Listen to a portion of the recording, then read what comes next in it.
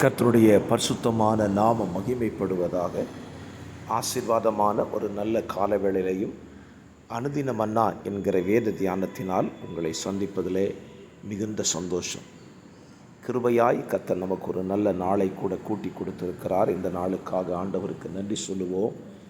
இந்த நாள் மே மாதம் 29ஆம் தேதி புதன்கிழமை காலவேளை.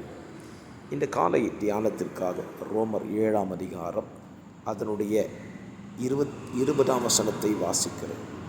அந்தபடி நான் விரும்பாததை நான் செய்தால் நான் அல்ல, எனக்குள்ளே வாசமாயிருக்கிற பாவமே அப்படி செய்கிறது. அப்போஸ்தலனாகிய பவுல் தன்னுடைய வாழ்க்கையில் தனக்குள் இருக்கிற 2 காரியத்தை எழுதுகிறார். ஒன்று, நன்மை செய்ய வேண்டும் என்று விரும்புகிறேன், ஆகிலும் தீமை செய்யக்கூடியதான ஒரு சுவாபமும் எனக்குள்ளே இருக்கிறது.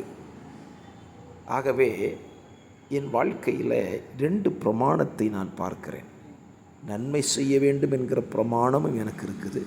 ஆனால் அதற்கு விரோதமாக தீமை செய்ய வேண்டும் என்கிற மனதின் பிரமாணமும் என்னோடு கூட போராடுகிறது என்று சொல்லிவிட்டு அவன் சொல்லுகிறான், நிர்பந்தமான மனுஷன் நான், யார் இந்த மரண சரீரத்திலிருந்து என்னை விடுதலையாக்கக்கூடும் என்று சொல்லிவிட்டு அதற்கு பதிலையும் சொல்லுகிறான்.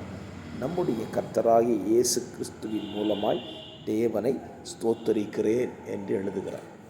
நிச்சயமாகவே நம்ம வாழ்க்கையில் நம்மோடு கூட போராடி கொண்டிருக்கிற இந்த போராட்டம் அல்லது ஸ்தோத்திரம், நன்மை செய்ய நினைத்து தீமை செய்யக்கூடிய இந்த போராட்டத்திலிருந்து நம்மை விடுதலையாக்கக்கூடியது நம்முடைய ஆண்டவராகிய இயேசு கிறிஸ்து மாத்திரம்தான். அவர் நம்மை என்ன செய்கிறார்?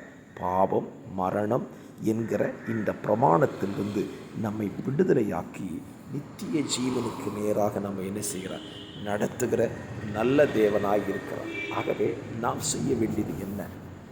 நமக்குள்ளே இருக்கிற இந்த போராட்டம் இருக்கிறதே என்று சொல்லி கொண்டிராமல் இந்த போராட்டத்திலிருந்து ஜெயத்தை பெற்றுக்கொள்வதற்கு நாம் நம்முடைய கர்த்தராகிய இயேசு கிறிஸ்துவை நாம் சார்ந்து கொள்ள அழைக்கப்பட்டிருக்கிறோம்.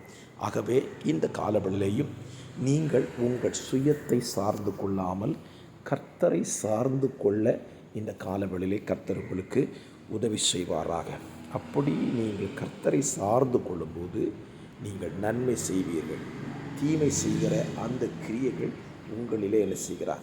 அவர் அழித்து போடுகிற நல்ல தேவனாய் இருக்கிறார். ஆகவே இந்த காலவெளியிலே பவுலுக்கு உதவி செய்த அதே தேவன் உங்களுக்கும் எனக்கும் உதவி செய்து நன்மை செய்யக்கூடிய அந்த கிருபையை தந்து நம்மை நடத்துவாராக. பரிசுத்த பிதாவே, இந்த வார்த்தையை கேட்கிற நம்முடைய பிள்ளைகளுக்காய் ஜெபிக்கிறேன்.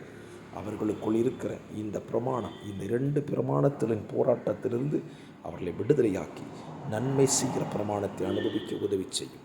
இயேசுவின் நாமத்தில் பிதாவே, ஆமென், ஆமென்.